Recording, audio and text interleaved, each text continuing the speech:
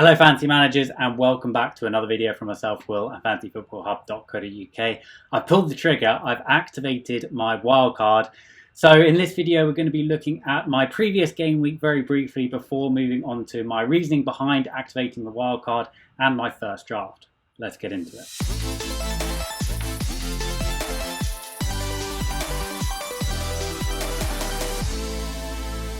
Okay, if you're new around here, this is effectively a diary of my team as we go through the season, tracking the highs and the plenty of lows along the way. If you are interested in seeing me go for my 7th top 10k finish, then please do hit the subscribe button with those notifications turned on. We do have a like goal of 1,000 likes for this video. If it does achieve that 1,000 like goal, then I will try and do another video on Friday with my final team. If not though, then please do drop me a follow at FFH_Will on Twitter, because I will be revealing my final wildcard draft on Twitter for definite as well. Okay, so it seems a little bit of a while ago now, but to briefly touch on how last game week went, 55 points with the -4, dropped in rank slightly, not a massive decrease. I wasn't massively disappointed despite the red arrow. You know, a lot of players, a lot of good players that I know did a lot worse this game week, and I know that, you know, you're obviously comparing overall rank, but you're also comparing to the people that you play against in your leagues, and I'm playing against a lot of very good players, and a lot of those didn't do so well, so I wasn't too disappointed with 55 points. The big decision that I got wrong was, of course, captaining De Bruyne over Salah. When I was recording the video, I did have the captaincy on Salah, and I switched it last minute to De Bruyne, so a little bit gutted about that. I did get Basuma over Ayling correct. You know, Basuma coming in with a very unexpected goal, to be honest. So I was very pleased with that. Overall, I wasn't completely satisfied with this team. You know, it wasn't perfect, but it was a pretty solid team. The reason I did go for the wildcard, though, was a couple of reasons. One was the Alisson injury. Now, I think that Liverpool defence is a little bit creaky at the moment. Obviously, it got massively exposed against Aston Villa. I do think that that was probably a little bit of a blip. But what's more concerning probably is the Alisson injury. Now, I'm not going to say that, you know, him being out was resulted in Liverpool getting thrashed by Aston Villa. You know, I do think that it was a more general problem with their defence rather than necessarily Adrian on his own. But it is concerning, and I don't think that Liverpool defence are as strong without Alisson as their keeper. So I don't really want the Liverpool double up at the back. The other reason was players dropping in price, you know, like the Souček and Davies were falling in price, and I am fairly price conscious at this time of the year. Was it the right call? Well, I'm not 100% sure, to be honest. You know, I was pretty much 50-50 on it. Looking back at it, I think I may have been a little bit hasty, but I do think that, you know, that we do have pretty good data now from the first 4 game weeks. I usually play my wildcard around this time. I think it is a good time to play a wildcard. Obviously, you know, with COVID and everything else, having that wildcard in your back pocket is pretty reassuring, actually. And of course, later down the road, that wildcard potentially could be used to more effect. So I don't quite know whether I made the right decision. I've gone for it now, though. I've taken the plunge. I've activated it. There's no going back, so it's really about trying to build a team that I'm happy with. Okay, so here it is. Here's my current wildcard draft. Now, I think to start things off, it's important to get a couple of things out of the way. Firstly, I've got 2 million in the bank, so this is very, very unlikely to be my final wildcard draft. In fact, it's almost certainly not going to be my final wildcard draft. I'm going to be paying close attention to the press conferences on Friday, because there's a lot of injury doubts that we've got going on at the moment. You know, potentially Kane, potentially, you know, the Man City assets as well, the likes of De Bruyne, the likes of Sterling. I'm really interested in bringing one of those in. I'm still interested in Man City, even though they haven't necessarily got off to the best start. I still think there's still, you know, a lot of points in Manchester City, obviously, and I'm all very, very aware that I don't have any Man City assets in this draft. So that 2 million in the bank potentially would be used in that area as well, but there's also a lot of uncertainty across the whole squad. So I'm going to go through, you know, the players that are pretty nailed in my team and the players that I'm less sure on. Okay, so between the sticks, I've gone for Martinez. I've also gone for a 4.0 backup who's not going to play. One thing to just point out there is that I've not gone for one of Villa's backup 4.0 keepers, just because I want to keep that third Villa spot free. You know, if I go for Martinez and Grealish, which I've currently got in this draft, then I would block myself from getting a third Villa player. I can't believe I'm saying that. But, you know, Villa are looking really strong, as we'll come to shortly. So potentially, you know, I might have 3 Villa players in my team at some stage, so I think it's important not to block myself off from doing that. Okay, so just switching over to the Opta stats here, going to have a look at teams, and I'm going to switch down to defensive. And I'm going to have a look at expected goals conceded so far this season. And as you can see, interestingly, West Ham come out on top of this, and Manchester United and West Brom come out near the bottom. I do think that, having a look at it, Aston Villa coming in fourth there is pretty interesting. Now, of course, it's worth saying that they've only played 3 fixtures, so, you could look at per appearance and sort by that factor instead. And as you'll see, they're coming out mid-table. But I don't think that's, necessarily bad. You could have a look at, big chances conceded. I think that's another important metric that I'd like to look at. And again, Aston Villa coming in the top half. And you've got to remember, they've played some really good teams so far this season as well. So I do think that Aston Villa, they look like a team that have made some really good signings. Martinez in particular is a very good signing. I rate him highly as a goalkeeper. And again, just to highlight my point here, I'm going to have a look at the comparison tool, having a look at teams this time. And this is having a look at Aston Villa last season versus Aston Villa this season. And as you can see, I know that, 4 game weeks and only Villa playing 3 of those is a pretty small sample size. But nevertheless, I think it is worth looking at. And as you can see, their numbers across the board are completely changed from last season. So this is really encouraging to me. I think that Villa are going to be one of those teams that have improved massively. They've made some really good signings, and I think they're going to be improved at both ends of the pitch. Okay, so across the back line, I've gone for a relatively cheap back line. You'll see I've kept Mitchell. I'm not 100% sure I'm actually going to keep Mitchell. Rumours are that Van Aanholt is going to be coming back very, very soon. We're not quite clear whether he will take Mitchell's place. It's worth saying that Mitchell's been playing really, really well. Van Aanholt could potentially play further forward with Mitchell keeping his space. I think that I would probably like to keep Mitchell in for the time being until he loses his space. I know that's not particularly ideal. The other option is potentially going Ferguson. And, he looks more assured of starts when he comes back from his injury. And if I'm not going to be playing him anyway, then there's an argument to say that, I should probably go with Ferguson. The other option is to upgrade to a 4.5 and ditch the 4.0 defenders. So that's the position I'm not particularly set on, and I may change my mind. As you'll see, I've kept Kyle Walker-Peters in there. He played really, really well the last match, and he's done well for me pre-season. Yeah, I think he's been unlucky not to score more points, and he's done, pretty well from a points perspective as well. And as I said, Southampton are looking pretty strong defensively, so I don't see a need to sort of take him out. I've kept Ayling as well, and I've kept Robertson. So actually, my defence isn't looking too different than it was, to be honest. Just to briefly touch on Robertson, I do still want one Liverpool defender. I'm not completely set on having him, but there was a reason that I brought him in last game week, and, he has looked fantastic going forward. I do think there's an argument that, last game against Villa was a little bit of a blip. You look at how Robertson and Trent have performed all of last season, and I do want one of them. I do think that Robertson's looked the better player. He's also producing probably better numbers as well than compared to Trent. So I do want to keep one of them, and obviously Robertson coming in 0.5 cheaper. That's the way I've gone. Obviously, I still think that Trent Alexander-Arnold is a great pick. And of course, I'm not ruled bringing Trent back into my team at some point. But, with Liverpool defence looking a little bit shaky, I don't really want the double up in there. I have gone for the Leeds defensive double up, though, in Ayling and Dallas. Now, I'm going to explain a little bit more as to exactly why I've done that. Before we jump into the numbers and explaining why I've gone for Dallas and Ayling, I think it's worth just looking at the fixtures as well. These are pretty good fixtures, especially from a defensive point of view. They play Wolves, Aston Villa, Leicester, Crystal Palace, Arsenal, Everton, all in the next 6 games. I think that's a fairly good run of fixtures from a defensive point of view. But as we'll come to, it's not just their defensive capabilities that I'm interested in. I also think these fixtures are pretty favourable from an attacking point of view as well. Okay, so I have a look at all players here, and I'm having a look at this expected points, which sort of combines expected goals and expected assists and expected clean sheets into what we would expect a player to have scored according to their underlying data. So it's not just looking at points, which you can see here. It's also looking at expected points. So this is saying that, Salah was expected to score 36.6 points. He actually overshot his mark by a few points and scored 41 points. So there's not a big difference there in his expected points compared to his actual points. But what I think is really, really interesting here is there's this little toggle on Fantasy Football Hub that you can do show stats per million.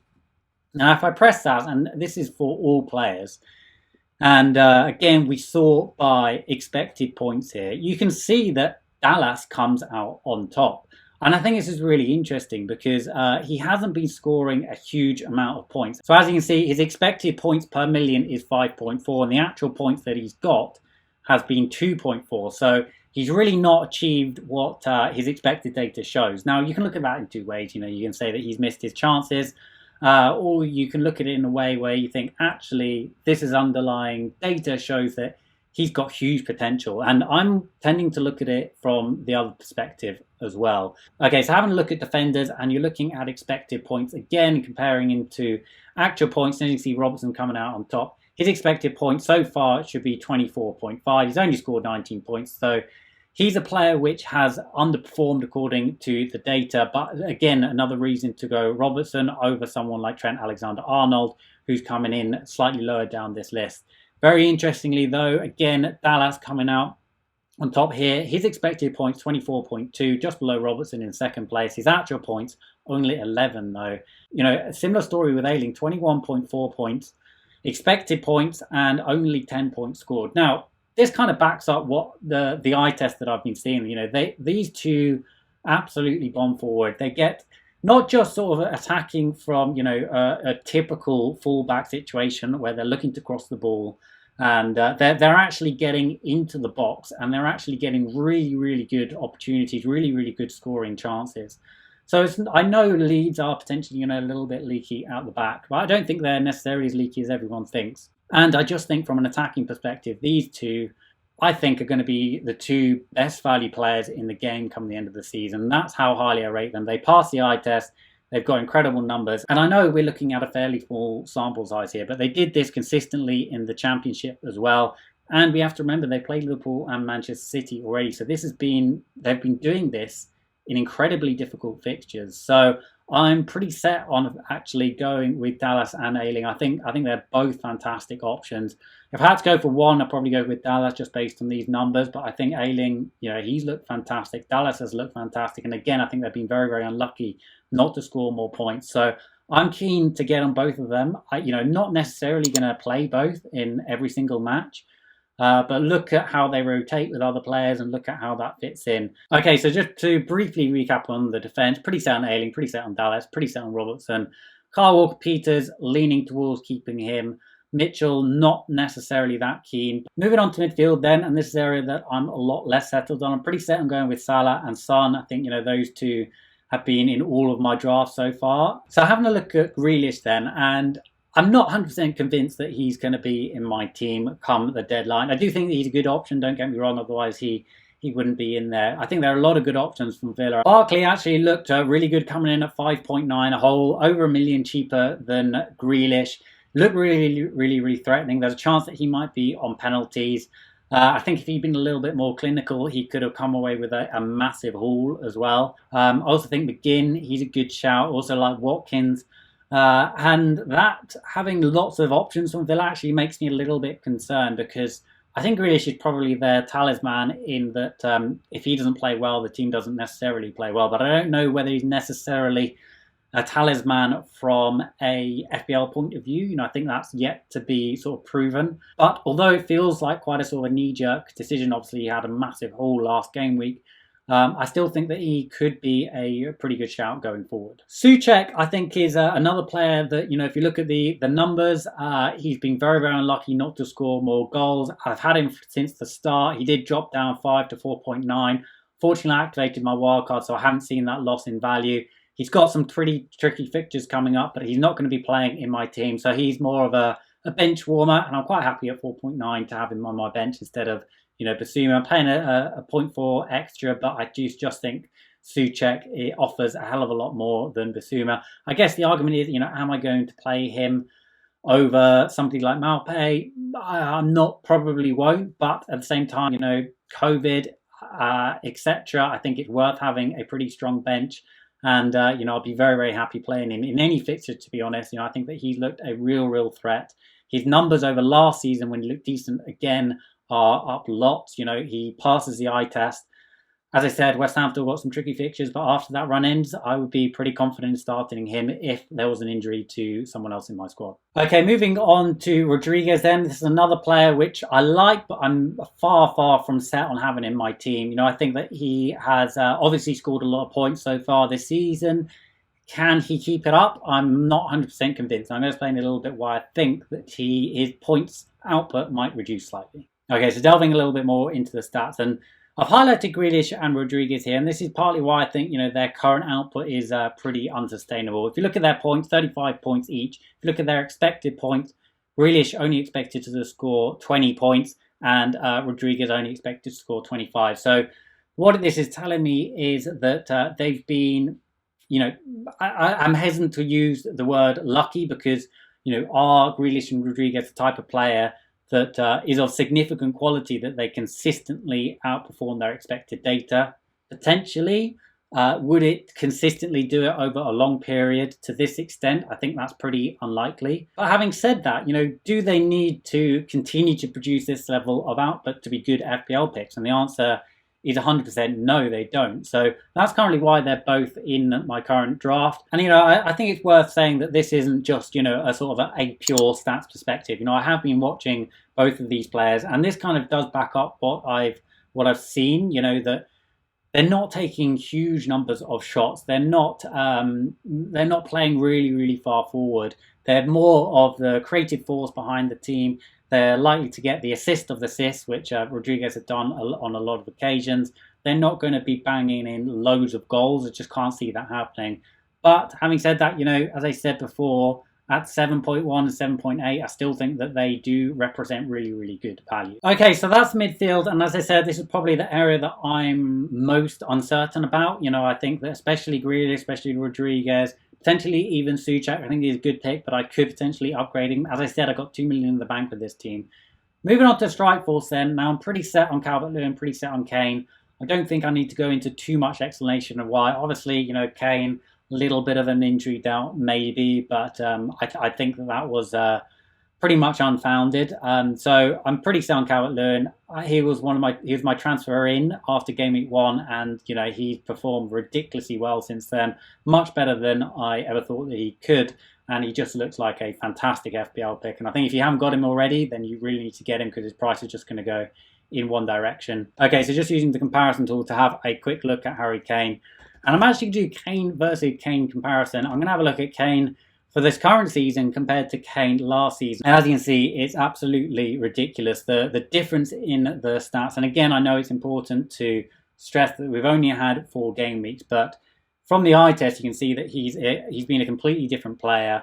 He's playing in a slightly different role, but his numbers are through the roof. Not just his creativity, but also his expected goal output is ridiculous. Okay, so Malplay competes my front 3. I will probably be going for a 3-4-3 formation, potentially sometimes switching up with Souček, potentially sometimes switching up with 4 at the back. But generally, this is going to be a 3-4-3 formation. I have looked at 3-5-2, and I've not ruled that out either.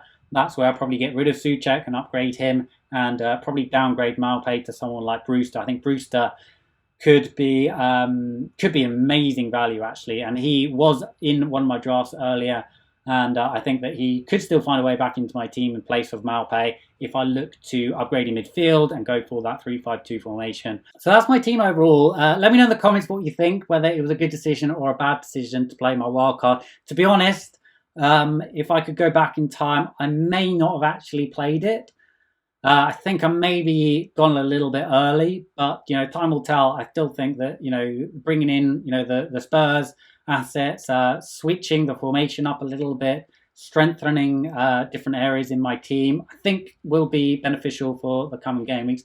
And I always find once I play my wildcard, I do tend to play better. I make longer term decisions. I know that's a really poor justification for playing a wildcard and doesn't really make any logical sense. But that's part of the reason I played it. And it has already increased my team value as well. I know that that's not the be and all end all, but it is still a factor. So I think on balance, I'm pretty happy with this team. There's still a few areas which I'm not certain on, as I mentioned, and I will try and get another video out on Friday if I can reach that like goal. But as I said, at the very least, we'll be posting on Twitter. So if you do want to drop me a follow there, FFH_Will. But otherwise, I hope you did enjoy this video. If you're not subscribed already, then please do consider hitting that subscribe button with those notifications turned on. Bye for now.